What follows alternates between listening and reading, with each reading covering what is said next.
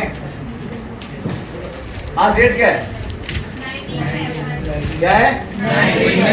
19 फरवरी, ठीक है।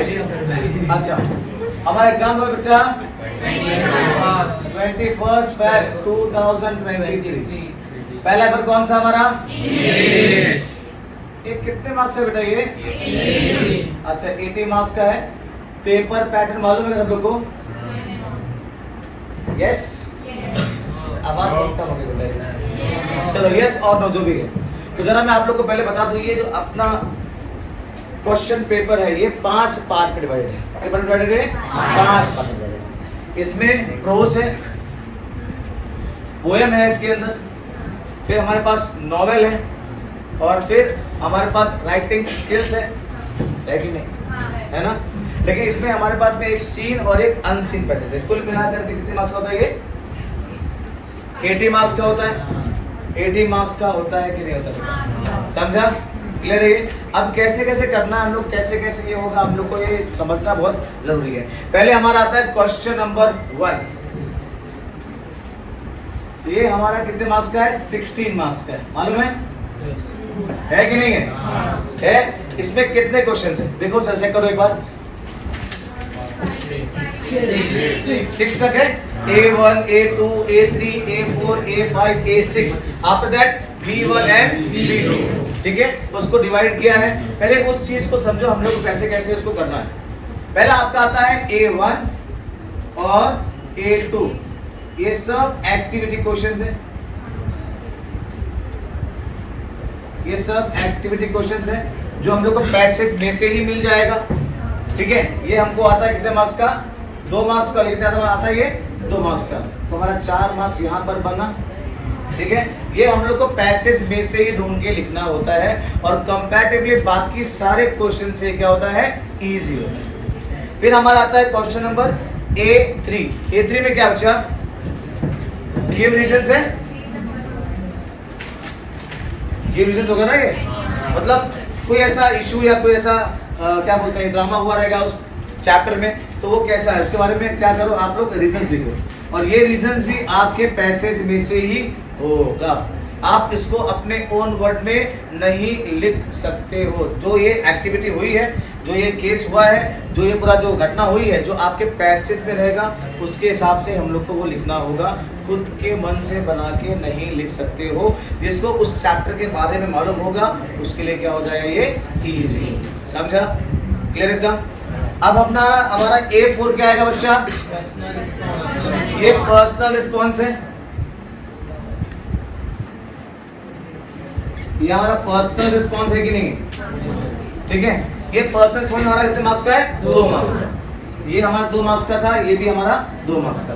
Personal response में यहाँ वो पूछेगा कि अगर आप इस जगह पे होते या आप क्या करते, या आपकी सोच क्या है, या आप कैसे बिहेव करते हैं, या आपका इसमें कैसे इंपॉर्टेंस देना है, ये सब चीज के बारे में आपको यहाँ पूछेगा। तो निडर होकर के आपको जितना भी आए आपके इंग्लिश के हिसाब से उसको लिख करके आना। ये नहीं है कि मुझे समझा ही नहीं मैं इसको छोड़ के आ गया। छोड़ोगे आपको मार्क्स मिलने वाला बिल्कुल भी नहीं है। हम लोग को वहाँ पे अटेम्प्ट करना है और मार्क्स निकालना है। ऐसे पर्सनल रिस्पॉन्स क्वेश्चन में अगर आप अपने मन से कुछ भी लिखते हो उस पर्टिकुलर पॉइंट के हिसाब से, तो आपको आधा 1 मार्क्स तो लोग देंगे। यहाँ पे अपना व्यू लिखना है। तो जो भी आपको आए, कच्चा आए, पक्का है, वो वहाँ पर लिख के आना, छोड़ के नहीं आना। कोई भी क्वेश्चन आप छोड़ेंगे उसमें आपका मार्क्स कट जाएगा। समझ में आ रहा है क्या बोल रहा हूँ मैं? तो हमको अपना मार्क्स नहीं कटाना है, हमको मार्क्स अपना नहीं छोड़ना है। समझ में आया? फिर इसके बाद में हमारा आएगा A5। A5 क्या बेटा? लैंग्वेज स्टडी है। ठीक है, ये मोस्टली इसके अंदर आपका ग्रामर रहेगा, simple sentence, assertive sentence, affirmative sentence, ये सब रहेगा, उसको आपको लिखना है। फिर A6 में आ जाएगा आपका वोकैबुलरी आ जाएगा।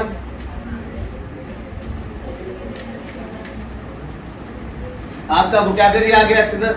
अब वोकैबुलरी में मोस्टली लोग क्या पूछते हैं कि कोई 4 वर्ड रहेगा, उसके सिनोनिम्स या उसके जैसे कोई सिमिलर वर्ड कहाँ पे? उस पैसेज के अंदर ही आपको ढूंढना होता है। इसमें एक्चुअली होता है, ऐसा होता है कि आपको 4 वर्ड दिए होते हैं, 1 2 3 4। आपको नंबर वाइज होता है, उसको answer number 1, answer number 2, answer number 3 and answer number 4। इसमें से 2 आपको इजी मिल जाएंगे, 2 आपको थोड़ा सा परेशान होना पड़ेगा। सेम कंडीशन यहाँ पे कि इसको छोड़ के फिर से नहीं आना। जो आएगा उसको कर दो, जो नहीं आएगा, जो आपको उस पर समझ में आता है उसको लिख करके आओ। कोई भी आंसर ब्लैंक मत छोड़ के आना। ब्लैंक छोड़ोगे मार्क्स नहीं मिलेगा। आपने ट्राई किया है तो वहां पे उस चीज को कंसीडर करके मे भी आपको आधा मार्क्स मिले या ना मिले, लेकिन वहां पे पॉसिबिलिटी है कि आपको मार्क्स मिल जाएगा। छोड़ के आओगे बिल्कुल भी मार्क्स मिलने वाला नहीं। तो मेरे पास जो 16 मार्क्स का है उसको बिल्कुल भी नहीं छोड़ना है, बिल्कुल भी इसको लीव नहीं करना है। समझ में आया? क्लियर है सर? फिर इसके बाद में हमारा क्या आएगा, एक हमारा है B1 या और बाद में इसके बाद में आएगा B2। अब B1 में क्या आएगा आपका मोस्टली डू एज डायरेक्टेड, या पकड़ लो, ये दोनों पार्ट है, ये ग्रामर के पार्ट है। ये कंपैरेटिवली आपके जो लैंग्वेज स्टडी है, जो डू एज डायरेक्टेड है, ये उससे कंपैरेटिवली इजी होता है। इसमें वही होंगे spot the error, WH type question, question tag, और क्या बोलते हैं frame the sentence, model auxiliary होगा, ये सब चीज इसके अंदर ही आता है। ठीक है, ये एक हिसाब से मैं बोलूंगा आपका इजी ग्रामर है। ये आपका इजी ग्रामर है जो मोस्टली हर कोई कर पाएगा। तो ये हमारा 4 मार्क्स का है, ये अगेन 2 मार्क्स का है, ये अगेन 2 मार्क्स का है। तो कितने मार्क्स हो गए हमारे? 4, 6, 8, 10 और 16। तो हमारा 16 मार्क्स यहाँ पे पूरा का पूरा हो गया। क्लियर है एकदम, है ना? यहाँ पे हमको मार्क्स निकालना बहुत आसान है, लेकिन जब भी आप यहाँ पे पैसेज पढ़ोगे उसको फुल्ली प्रॉपर सही तरीके से रीड करना। हमें में एक तीर मारा हुआ मतलब कि मेरा हो गया, अगर देखिए यहाँ पे वर्ड कॉमन मिल गया, नहीं, थोड़ा सा सिंसियर टाइम निकाल करके, थोड़ा सा टाइम निकाल करके 2 मिनट 4 मिनट प्रॉपर रीड कर लो उसको। और जहाँ पे लगता है कि आपको कोई थोड़ा सा टफ वर्ड है या कोई वर्ड जिसको आप मिल सकता है, वहाँ पे इसको हल्का सा पेंसिल से मार्क कर लो, ताकि जो आपके सुपरवाइजर है वो आपके ऊपर ऑब्जेक्शन ले पाए। इस हिसाब से समझ में आया? पहला पार्ट क्लियर हुआ? क्लियर एकदम। फिर हमारा क्वेश्चन नंबर 2 आता है। क्वेश्चन नंबर 2 है हमारा, वो कितने मार्क्स का है? क्वेश्चन नंबर 2 हमारा आता है 18 मार्क्स का आता है। क्वेश्चन नंबर 2 हमारा 18 मार्क्स का। ठीक है, सेम स्ट्रेटेजी से वहां पे भी सेम दिया हुआ है। स्टार्टिंग के 2 चीज आपको एक्टिविटी बेस्ड क्वेश्चन है, A1 और A2, जो होगा आपका 4 मार्क्स का। इसमें क्या आएगा मालूम है आपको? आएगा क्या बोलते हैं, कंप्लीट अ सेंटेंस, है ना, choose the proper word, arrange in proper order, true and false, right और wrong, rewrite the sentence, complete the sentence. ऐसे कुछ चीजें आपको इसके अंदर आएंगी। तो 4 मार्क्स होता है हमारा। फिर सेम चीज यहाँ पे A3 में आपको आएगा गिव रीजंस। A4 में आएगा सेम वापस वही चीज, पर्सनल रिस्पॉन्स क्वेश्चन, तो छोड़ना नहीं है। हम लोग को अपनी एबिलिटी, नॉलेज, स्किल और राइटिंग एबिलिटी के हिसाब से इसको लिखना है। ठीक है, at least it should include 5 to 6 sentence with proper grammar and proper vocabulary. After that language study, है ना, आपका डू एज डायरेक्टेड। यहाँ पे वही चीज आएगा आप लोग को, indirect speech, affirmative sentence, simple sentence, ये आपको क्या बोलते हैं टेंसेस आपको इधर पे आएगा। फिर यहाँ पे वापस वोकैबुलरी आप लोग को। आफ्टर दैट यहाँ पे आप लोग क्या है, सेम, ये है आप लोगों को, ये है क्या? नहीं होगा ये हम लोग को, ये नहीं है ना, ये नहीं है ना, ये अपना हो गया कितने मार्क्स का? 12 मार्क्स का हो गया हमारा ये। फिर इसके बाद ना हम लोग को लास्ट का 2 है, एक आता है समरी 3 मार्क्स का, और एक आता है माइंड मैप।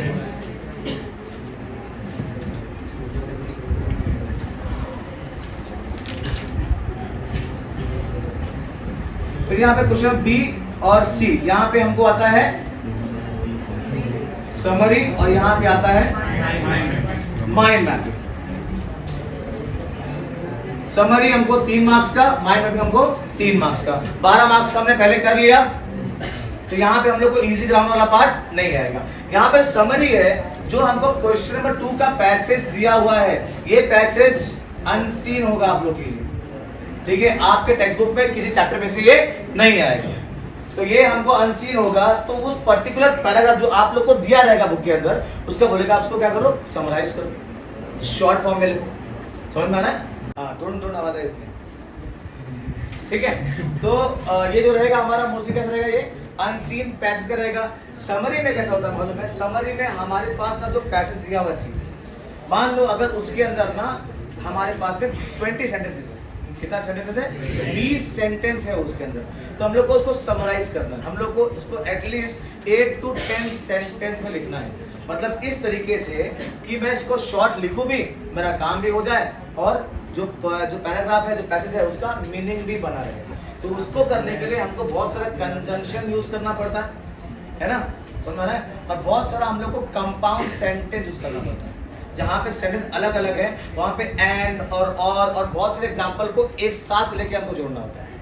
और फिर यहाँ पे आता है माइंड मैप। माइंड मैप में कैसा होता है कि हमको एक पर्टिकुलर टॉपिक दिया रहेगा और अभी तो आप लोग को बहुत सारे पॉइंट्स भी आते हैं, तो उस पॉइंट्स को ले करके हम लोग को उसके साथ में सब पॉइंट्स को ऐड करके हम लोग को एक ट्री जैसा बनाना पड़ेगा उसको। तो मैंने आपको बताया था अभी एक स्पाइडर फॉर्म में होता है ना, उसमें अलग अलग फॉर्म होता है ना, एक ऐसा वाला फॉर्म होता है जो हमने बताया था अभी कल ही किया था हम लोग ने, एक ये वाला फॉर्म होता है, ठीक है, फिर एक ऐसा भी होता है, वो वर्टिकल है, हॉरिजॉन्टल है, हम लोग ऐसा करते हैं उसको, ठीक है। फिर हम लोग किसी इसको पेड़ के फॉर्म में भी लोग कर सकते हैं आराम से बना करके, ठीक है। तो it is up to you, up to your idea कि आप उसको कैसा बनाते हो, कैसे फ्रेम करते हो, ठीक है। लेकिन ये थोड़ा सा अच्छा बढ़िया एट्रैक्टिव होना चाहिए। और कोई भी राइटिंग एक्टिविटी आप करो वो लिखने के बाद में हम लोग वहां पर उसको प्रॉपर बॉक्सेस से क्या करेंगे, कवर कर देंगे। It should look neat, clean, attractive, और जहां पे हम लोग को बात करना चाहिए। सेम चीज समरी लिखेंगे तो इसका भी एक हेडिंग है, टॉपिक होना चाहिए, और माइंड मैप पर टॉपिक होता ही है, तो टॉपिक को बराबर से लिख करके उसको अंडरलाइन कर देना और उसको डबल एपोस्ट्रोफी कॉमा में डाल देना। समझ में आ रहा है? मतलब सामने वाले को लगे कि जो प्रेजेंटेशन है कितना अच्छा है, कितना बढ़िया है। समझ में आ रहा है? तो ये करके हमारा पार्ट 1 प्रोज का और पार्ट 2 ये जो अनसीन पैसेज है, एक 16 मार्क्स का और एक हमारा 18 मार्क्स का हो गया। तो कुल मिला करके टोटल कितने मार्क्स हो गया हमारा, कितना हो गया, 34 मार्क्स हम लोग ने किसमें कर लिया अब तक, प्रोज में कर लिया। कितने में, प्रोज में कर लिया, जो चैप्टर्स है, ठीक है। यहाँ पे मार्क्स निकालना बहुत ऐसा मुश्किल नहीं है, थोड़ा सा तकलीफ आप लोग को वोकैबुलरी में हो जाएगा, बिकॉज वहाँ पे वर्ड्स थोड़े से अलग अलग हो जाते हैं। लेकिन अगर आप प्रॉपर रीड करोगे, समझोगे, वर्ड्स का थोड़ा सा भी जानकारी है कि आपको कुछ वर्ड्स की थोड़ी पकड़ है, तो आपके लिए वो मैच करना बहुत आसान हो जाएगा, ठीक है। हाँ ठीक है, चलो इसके हम लोग करेंगे भैया क्वेश्चन नंबर 3। ये हमारा क्या है, पोयम है। अब कितने मार्क्स का बच्चे लोग, 14 मार्क्स का है हमारा ये, ठीक है। सबसे बढ़िया और सबसे इजी वाला पार्ट है, यहाँ पे मार्क्स स्कोर करना इजी कंपैरेटिवली आपके बिकॉज करें तो वोकैबुलरी नहीं है। लेकिन यहाँ पे फिर से थोड़ी सी परेशानी है, यहाँ पे आपको एक पोयम बनाना पड़ेगा, है ना, आपको एक पोयम कंपोज करना पड़ेगा, है ना। अब जो इंग्लिश से बहुत दूर दूर है, जिसका कोई रिश्तेदार नहीं है बेटा, जिसके कोई रिश्तेदार, कोई पड़ोसी, कोई संबंध नहीं है बेटा, उसके लिए थोड़ी मुश्किल हो जाएगी इसके अंदर, है ना। अभी यहाँ पे फिर से सेम तरीके से क्वेश्चन यहाँ पे अलग अलग पार्ट में डिवाइड है। अभी यहाँ पे हमारा A1 क्या है, A1 यहाँ पे सेम एक्टिविटी क्वेश्चन है, कितने मार्क्स का, ये 2 मार्क्स का है, ठीक है। A2 में हमारे पास में क्या है बेटा, इधर पे, ठीक है, सेम वही वापस हो जाते हैं। तो आप अपने हिसाब से उस लाइन को समझो और क्या दो, यहाँ पे पोयम से रिलेटेड क्या करो, आप वहाँ पे रीजन दो, ठीक है। आपने क्या समझा या आप इसके क्या मतलब समझते हो, उसके हिसाब से क्या करो, उसका आंसर दो। लेकिन वो जो आंसर होगा वो पोयम के रिलेटेड ही होना चाहिए। फिर हमारा A3 में क्या आएगा बच्चा, ये पर्सनल रिस्पॉन्स, मतलब समझ में आ रहा है, ये बोर्ड वाले भी चाहते हैं ना हम लोग फेल ना हो, इसीलिए ऐसे कुछ कार्यक्रम हमारे पास वो लोग बार बार भेजते हैं। पर्सनल रिस्पॉन्स, तुमको क्या समझता है लिखो, है ना, ठीक है बेटा, ऐसा आवाज ना करो बेटा तो बोलो भाई तुमको क्या समझता है, आप अपने हिसाब से लिखो, बट सेम चीज वापस यहाँ पे आप लोग का लैंग्वेज, ग्रामर सब क्या होना चाहिए, करेक्ट होना चाहिए। जब वो अच्छा है, बढ़िया है, तो हम लोग को भी यहाँ पर 2 मार्क्स मिल जाएगा, और यहाँ पे हम लोग का 2 मार्क्स घर पे। सेम चीज वापस पर्सनल रिस्पॉन्स क्वेश्चन में आप कम से कम 5 to 6 सेंटेंसेस लिखेंगे। समझ में आ रहा है? चलो आफ्टर दैट A4 में क्या आएगा इधर पे, पोएटिक डिवाइस, यानी हम लोग को यहाँ पे फिगर ऑफ स्पीच सब देखना पड़ेगा, है कि नहीं, है ना। तो यहाँ पे हमारा आएगा पोएटिक डिवाइस, ये भी हमको 2 मार्क्स के लिए आता है। यहाँ पे हमारा फिगर ऑफ स्पीच आएगा। अब ये जो ऐसा ग्रामर का पार्ट है फिगर ऑफ स्पीच, ये जो सिर्फ और सिर्फ पोयम में ही आता है और पोयम में ही आएगा। मतलब जिसको प्रॉपर फिगर ऑफ स्पीच आता है, यहाँ पे आपको 2 मार्क्स का आता है, या एक एक अलग अलग आएगा या 2 एक साथ नहीं आएगा। आपको एक्सप्लेन करने बोलेगा या कभी कभी फिगर ऑफ स्पीच का नाम ही लिखने बोलेगा। समझ में आ रहा है ना? तो वो उसके हिसाब से करना होगा जैसा हम लोग को सवाल किया है। कभी 2 सवाल अलग अलग करेगा या कभी एक ही सवाल 2 मार्क्स के लिए कर देगा। आफ्टर दैट A5 में हमको क्या आता है? Compose a poem. ठीक है, यहाँ पे कभी कुछ सेंटेंस हम लोग को दिए रहेंगे और कभी क्या बोलेगा, भैया ये वर्ड है, ये पोएट का नाम है, लिखो इसके ऊपर, है ना? तो यहाँ पे वही जैसे मैंने आप लोगों को पहले बताया है कि जो हम लोग को टॉपिक दिया रहेगा पहले उसके बारे में सोचो और उसके रिलेटेड जो आपको चीजें समझ में आती है ना, क्या करो, हम लोग को उसको देखना, उसको लिखना है। ठीक है, उसके हिसाब से जो वर्ड आपका राइम बनता है या आपको राइम स्कीम बनाना है, ए बी या ABCD या ABCB या फ्री वर्ड बनाना है, जैसा बने, बट सेम चीज मीनिंगफुल होना चाहिए और वो दिखने में, रीड करने, पढ़ने में लगना चाहिए कि एक पोएटिक डिवाइस या एक पोएम जैसा वो साउंड करना चाहिए। आप piece of the is a country of the लिख करके आओगे, है ना, फिर उसको गुस्सा आएगा, है, फिर वो भी marks of the cut off the zero of the देगा वो, है ना। तो ऐसा लिखो बेटा कि उसका दिल चीर के जाए वो 2 मार्क्स, है ना, दिल चीर के वो मर जाए बेटा, ऐसा मार्क्स ना करो बिल्कुल। ऐसा लिखो कि वो आपको प्रॉपर मार्क्स दे, चेक करने वाला। और फिर हमारा आता है यहाँ पे A6 में क्या देगा हमारा, A6 नहीं, एक्चुअली B है, ये हमारा क्या है, एप्रिसिएशन है, जो कितने मार्क्स का है, 4 मार्क्स का, है ना। तो ऑल दिस कंसिस्ट 14 मार्क्स, 2 2 2 2 कितना हुआ ये, और यहाँ पे एक 2 और है ना इधर पे, ठीक है। तो 2 2 2 6 8 10 और 14 मार्क्स का हमारा पोएम हो गया। तो अब तक हम लोगों ने कितना किया, एक हम लोग ने किया 16 मार्क्स का, एक हम लोग ने किया 18 मार्क्स का और एक हम लोग ने किया भी 14 मार्क्स का। ठीक है, तो ये वो चीज है जो हमारे टेक्स्ट बुक के अंदर है, जो पोएम और प्रोज मिला करके हमारे पास कितने मार्क्स का बनता है बेटा, ये 48 मार्क्स का हमारे पास ये प्रोज और पोएम मिला के निकलता है। ठीक है, अगर इसमें से बहुत मैक्सिमम मैं अगर बोलूं, मैं अगर किसी इंसान को या किसी बच्चे को अगर इसमें 42 43 मिलता है तो वो आराम से 70 का आंकड़ा क्रॉस कर जाएगा आराम से। बस कंडीशन वही है, मिलता है तो उसके लिए पढ़ना पड़ेगा, या बहुत लोग के वो स्किल पहले से होती है, अगर नहीं है तो अपने अंदर वो कंसिस्टेंसी लेकर के आओ और कल के दिन हमारे पास में है, बहुत मेहनत करो, बिल्ड हो जाता है, कुछ चीज समझ में आता है, आप करते रहोगे बार बार तो आपके अंदर वो एफिशिएंसी, वो पावर या वो पोटेंशियल आपके अंदर आ जाता है। ठीक है, अब हम लोग आएंगे अपने नेक्स्ट टॉपिक की तरफ। क्या टॉपिक है नेक्स्ट वाला अपना, राइटिंग स्किल। राइटिंग स्किल्स है हमारे पास में। राइटिंग स्किल्स कितने मार्क्स का बच्चा, 16 मार्क्स का है, 16 मार्क्स का है कि नहीं है। ठीक है, अभी इसमें हम लोग को कैसे कैसे क्या क्या करना है ये अभी तुम लोग बताता हूँ मैं। हमारे पास में हर एक राइटिंग स्किल्स के पार्ट में हमारे पास 3 ऑप्शन है। मैंने आप लोग को इसमें से 2-2 करने कहा है ना, तो कोई 2 आप प्रिपेयर करके जाओ, ऐसा ना हो देखो 3 है तो कुछ ऐसा रहेगा एकदम आउट ऑफ द बॉक्स, तो मेरे पल्ले पढ़ा ही नहीं है, तो उसको करके टाइम वेस्ट नहीं करने का। जो 2 मुझे आता है और जिसमें मेरी एफिशिएंसी है, जिसको मुझे मैं सही तरीके से कर सकता हूँ, तो मुझे वो करना है, और वो करने के लिए मैं 2 करूंगा। अब दोनों में से मैं चेक करूंगा भाई अच्छा वाला इजी वाला कौन सा है मेरे लिए, जो इजी लगता है वो कर डालूं, है ना। मुझे क्या चाहिए, मार्क्स चाहिए ना। अब एक मैं करूंगा जहां मुझे लगता है मुझे 3 मार्क्स मिलेगा, और एक मैं करूंगा जहां मुझे लगता है कि मुझे 3.5 मार्क्स मिलेगा, तो आप 3.5 मार्क्स वाला करो, जहां पे आपका मार्क्स बढ़ जाएगा, है ना, है कि नहीं। ठीक है, तो अभी हम लोग यहाँ पे करेंगे क्वेश्चन नंबर 4। ठीक है, अब यहाँ पे भी वो अलग अलग पार्ट में डिवाइडेड है। ठीक है, क्या क्या इसके अंदर, ABCD। ठीक है,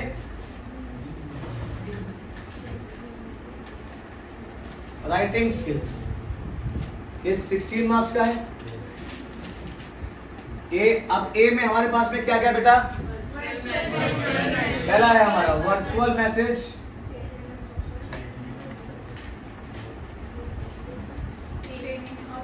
और statement of purpose,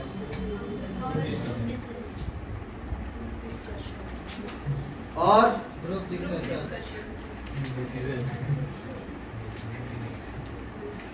group discussion. मैंने आप लोग को पहले ही मैंने इन्फॉर्म किया हुआ है कि जब हम लोग को ये करना है तो will go for virtual message and group discussion. हमको ये नहीं करना, ठीक है, बिकॉज हम यहाँ पर कर सकते हैं अच्छे से, और सबसे अच्छा चांस हम लोग को ये लेने का वर्चुअल मैसेज पे। शॉर्ट है, स्वीट है, और हम लोग को उसको लिखना है पास्ट टेंस में, ठीक है, इन डायरेक्ट स्पीच में इनफैक्ट, और लिखने के बाद में सारा डिटेल्स करना है। वहाँ पे फॉर्मेट बना हुआ है, फॉर्मेट पे लिख करके प्रॉपर से उसको कर्सर करके बॉक्स में डाल करके मिल जाएगा। सिंपल है, स्वीट है, मैक्सिमम इसमें 4 सेंटेंस आता है, तो आपको टाइम भी मिलेगा सेंटेंस फ्रेम करने का, और आप उसके साथ फ्रेम करके बना सकते हो।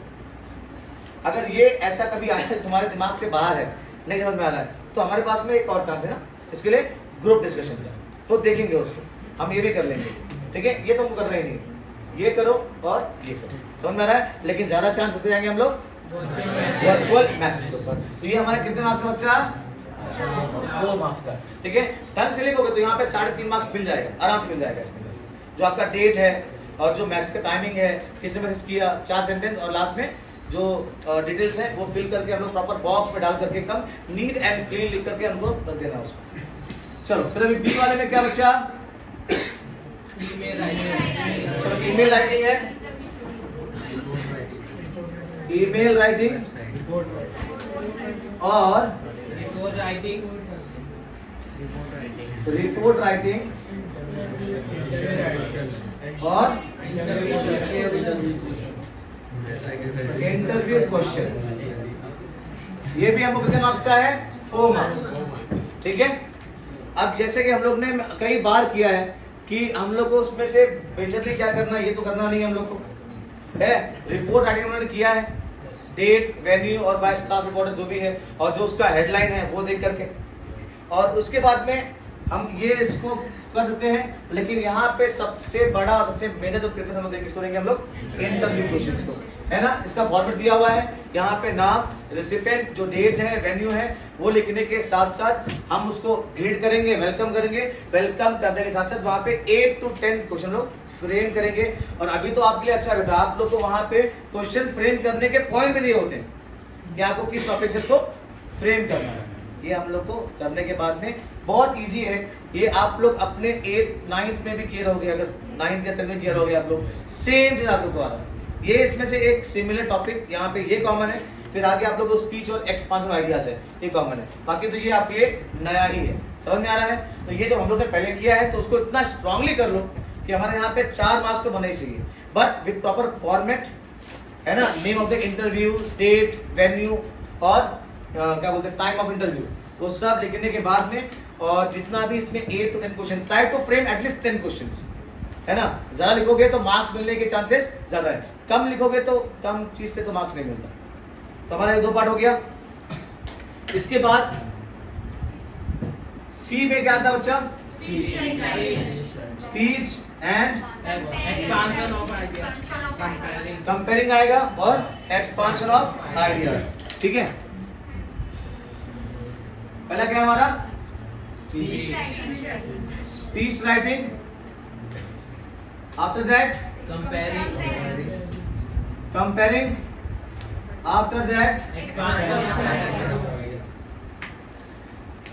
Expansion of ideas. ये भी हमारे पास में 4 मार्क्स का है, ठीक है। इसका फॉर्मेट, इसका जो ओपनिंग और एंडिंग है हम लोगों ने याद किया है ना। हमको याद है कि नहीं याद है, मतलब मैं कुछ भी कर लूँ तो मुझे ये चीज याद रहेगा, एटलीस्ट मैं वो चीज से शुरू कर दूंगा, और वो चीज क्या है, कॉमन है। हमारे पास में इसका स्टार्टिंग से एंडिंग वाला पार्ट है, बीच में डिपेंडिंग अपॉन द क्वेश्चन हम लोग को क्या करना है, इसके अंदर फ्रेम करना है, और करने के बाद में 3 प्रॉपर बढ़िया पैराग्राफ में सिर chain, proper grammatical sense, proper vocabulary, proper sentence framing करने के बाद में उसको वापस से बॉक्स में फ्रेम करके हम लोग को नीट एंड क्लीन तरीके से प्रेजेंट करके हम लोग को लिखना है। ये अगर आपका 1 पेज या 1.25 पेज भी जाएगा तो कोई दिक्कत इसके अंदर नहीं है, ठीक है। Everything should look neat and clean. English का पेपर लिख लो बेटा, ग्रामर है, और इसमें राइटिंग स्किल्स है, या आपका वोकैबुलरी क्वेश्चन है, पर्सनल रिस्पॉन्स है, लैंग्वेज स्टडी है, डुअल सेक्टेड है, जो भी लिख रहे हो आप वहाँ पे, जहाँ जहाँ पे नीडेड है वहाँ पे अंडरलाइन करो, समझो, देखो कि आप कितना एक्टेक्टफुली, कितना ब्यूटीफुल उसको बना करके अपने टीचर को प्रेजेंट कर पाओगे, ठीक है। उस चीज पे ध्यान देना। और स्पीच का हम लोगों ने किया पहले से, तो ये बहुत अच्छा बढ़िया रहेगा। अगर टॉपिक समझ में नहीं आ रहा है, ऐसा कुछ होगा तो नहीं कि टॉपिक समझ में तुम लोग को नहीं आएगा, ठीक है, तो हम लोग एक्सपांशन ऑफ आइडियाज कर देंगे। और रही बात एक्सपांशन ऑफ आइडियाज की, थोड़ा इसको आइडियाज को एक्सपांड करना है जो हम लोग 8 से करते आए है ना। तो आपके बुक में बहुत सारे दिए हुए रहेंगे, तो उसको रीड कर लो, समझ लो। तो मेजर इंपॉर्टेंस हम लोग को देना है इस पे। और अगर नहीं डूबने लगी या नहीं समझ में आया थोड़ा सा, तो हम लोग इसके तरफ जाएंगे, लेकिन हमको ये नहीं करना। समझ में आ रहा है? समझ में आया कि नहीं आया? ठीक है। And the last one is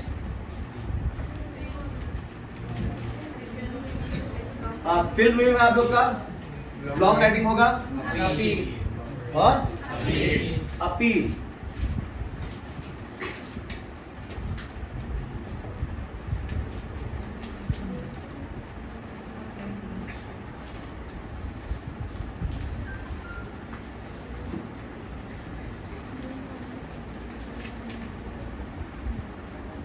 ये भी हमको 4 मार्क्स का है, ठीक है। अच्छा मैंने आपको बताया कि फिल्म रिव्यू में आप लोग को पहले से ही दिया हुआ रहेगा सारे कंटेंट, है ना, है कि नहीं। तो उसमें क्या क्या लिखना रहेगा। तो अगर फिल्म रिव्यू नहीं दिया इधर पे या कुछ और दिया, बुक रिव्यू दे दिया, तो क्या करोगे फिर, है ना। समझ आ रहा है कि नहीं आ रहा। या कोई बुक का नाम दे दिया, मतलब इसका रिव्यू लिखो यहाँ पे, और वो बुक आप पे नहीं पड़ी रहेगी तो, है ना, तो वहां पे लफड़ा हो सकता है आराम से, है ना। तो उस चीज के लिए मैं हमेशा बोलता हूँ इधर पे आप लोग क्या करो, अपील करो। फिल्म रिव्यू अगर आ गया तो वो सोने पे सुहागा हो गया कि मतलब मैं कोई 2-4 मूवी पढ़ के गया, उसमें से कुछ बोला इधर पे, भाई अपने मन का लिखो, मैंने लिख करके आ गया उसको। मान लो फिल्म उसने अपने नाम का एक नाम दे दिया, बोला इसका ऊपर लिखो, और मुझे नहीं आता तो फंस गया ना। तो उस ना फंसने के लिए हम लोग अपील करके जाएंगे। Appeal is just like advertisement, right. वहाँ पे आपका बहुत सारा फोटो लग रहेगा, यहाँ पे कंटेंट रहेगा, कोई डेट टाइम शेड्यूल टास्क रहेगा, उसके अंदर आप लोगों से कोई चीज़ के बारे में अपील करोगे। कोई एनजीओ होगा या कोई स्कूल होगा या कॉलेज होगा, उसके बारे में आप उसके सारा लेकर के आप कोई चीज़ उसमें क्या बोलते हैं ना, इनिशिएट करोगे, उसके बारे में लिखोगे। तो यहाँ पे वो चीज़ बहुत, उसमें डायग्राम बनाओ, कोई स्लोगन लिखो, कोई पिक्चर्स बनाओ उसके अंदर, तो ताकि वो बढ़िया और अट्रैक्टिव लिखना चाहिए। समझ आ रहा है। तो वहाँ पे हम लोग पेंसिल का इस्तेमाल करते बराबर से, और सेम से वापस से उसको प्रॉपर एक एनवलप या प्रॉपर फ्रेम टाइप में बना दो उसको। और जितना ब्यूटीफुल लगेगा वो, और जितना ब्यूटीफुल आपका कंटेंट रहेगा, जितना स्ट्रॉन्ग आपका कंटेंट रहेगा, तो उसके ऊपर आपको मार्क्स मिलने वाला है, ठीक है। ये और फिर अगर ये आपको लगा तो ये करते हैं यहाँ पे। और ये केस में ब्लॉग राइटिंग में इतना टफ नहीं है, बट आपको उस टॉपिक के बारे में नॉलेज हो तो आप सेम ब्लॉग राइटिंग भी एक इंटरनेट वेबसाइट के पेज जैसे बना करके वहाँ पे जो भी लाइक बैक विंडो, रिफ्रेश और मिनिमाइज, मैक्सिमाइज और कैप्शन जो आता है ना कंप्यूटर वगैरह में, वो फ्रेम बना करके हम लोग उसके बारे में लिख सकते हैं, ठीक है। तो इसमें तीनों ईजी है, लेकिन मैं पहले बोलूँगा अपील की तरफ जाना। फिर ये अगर यहाँ पे कुछ ऐसा सवाल आया जो दिमाग में नहीं पड़ रहा मेरे, फिर यहाँ पे आना, और फिर हम लोग यहाँ पे भी आ सकते हैं, ठीक है। तो उसमें से कोई आप 2 ही चीज़ करो जो आपका स्ट्रॉन्ग है, और जो चीज़ आपको नहीं करना है तो उसको आप पढ़ो ही मत, उसका लोड लेना ही नहीं है। समझ में आ रहा है? क्लियर एकदम, समझा। अब आते हैं हम लोग अपने इंग्लिश के लास्ट पार्ट पे, ठीक है।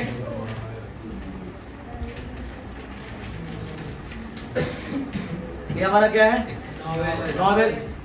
16 मार्क्स का है भैया, एकदम वन साइड आता है एकदम, है ना, अकेला 16 मार्क्स का है। ये ऐसा टॉपिक है जो आपके पल्ले कोई पढ़ा ही नहीं, है ना, और ये ऐसा नया था जो आपके मुंह पे पड़ रहा है ना। तो थोड़ा अब मत पढ़ने दो उसको, अब थोड़ा पढ़ लो आप, है ना। फिर नहीं पढ़ोगे फिर तो बेटा मार्क्स वाला पड़ेगा तुमको, तो इसको पढ़ लो जरा। ये हमारा लास्ट टॉपिक है, क्या है, 5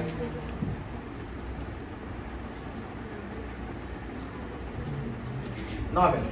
अब यहाँ पे भी हम लोग को 4 पार्ट में दिया हुआ है, A, B,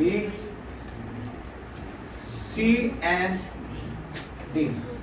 ये एक ऐसा लौता नॉवेल है, कौन सा, पहला वाला, ये भी 4 मार्क्स का आता है, ये भी हमको 4 मार्क्स का है, ये भी 4 और ये भी 4, कुल मिला के 16 मार्क्स का होगा। ये एक पहला ऐसा नॉवेल है जो हम लोग को सिर्फ इसके अंदर ऑब्जेक्टिव्स या एक्टिविटी बेस्ड क्वेश्चन आता है, ये इसमें। बाकी सब में आपको प्रॉपर थियरी लिखना रहेगा, मतलब चैप्टर का स्टोरी मालूम है आप लोग को, या आपको चैप्टर समझा है तो उसका ब्रीफ एक्सप्लेनेशन आपको करना पड़ेगा। वहां पे कुछ सवाल रहेंगे, ठीक है, 2-2 मार्क्स के, और आपको उसको प्रॉपर एलॉबरेट करके लिखना रहेगा, और ये आंसर आपको उनको जो चेक करने वाले हैं उनको पढ़ना ही चाहिए। समझ में आ रहा है? आप शॉर्ट लिखे 2 मार्क्स का है, 2 पॉइंट लिख दिया, आप नहीं चलने वाला। ठीक है, जो आपको जो कंटेंट पूछा उसने या जो आपसे जो पूछा उसने वो प्रॉपर उतने फॉर्मेट में उसका पूरा प्रॉपर एक्सप्लेनेशन चाहिए उसके अंदर। फिर वो चीज जो मेन कैरेक्टर्स है उसको अंडरलाइन कर दो, जो मेन एप्स या जो इवेंट हुए उसको अंडरलाइन कर दो बराबर से। और ये सब करने के बाद में एग्जाम के टाइम पे जब आपका पेपर पूरा कंप्लीट हो जाएगा, ये होने के बाद में जहाँ पे अंडरलाइन कर दो, जहाँ पे बॉक्स बनाना बॉक्स बना दो, क्वेश्चन नंबर चेक कर लो, ऐसा चेक कर लो कि मेरा कोई भी क्वेश्चन वहाँ पे छूटा नहीं रहना चाहिए। एक भी क्वेश्चन आपने मिस किया, छोड़ दिया, आपका मार्क्स चला गया, बनने वाला नहीं है। लेकिन आपने वहां पर लिखा है और लिखने के बाद में आपको लगता है कि मुझे यहाँ पे मार्क्स मिल सकता है, तो वो ठीक है, कुछ आए या ना आए, पेपर छोड़ के आने वाला इंसान सबसे बड़ा बेवकूफ होता है। आपके पास में 80 मार्क्स का है, आप 80 मार्क्स का पेपर पूरा अटेम्प्ट करके आओ, ठीक है, 80 मार्क्स पेपर पूरा अटेम्प्ट करके आओ, ठीक है। उसमें से हमको कुछ भी छोड़ना, उसमें से हमको कुछ भी छोड़ना, कुछ भी लीव करना नहीं है। कुछ नहीं भी आ रहा है, टाइम हो रहा है, फिर भी जो समझ में आता है, जो आपका दिमाग चलता है वहां पर लिख करके आओ, है ना। लिखे हुए चीज से मार्क्स मिल सकता है, लेकिन जब आप नहीं लिखोगे, पूरा छोड़ करके आओगे उसको, तो सामने वाला मार्क्स कहां से देगा आपको, है ना।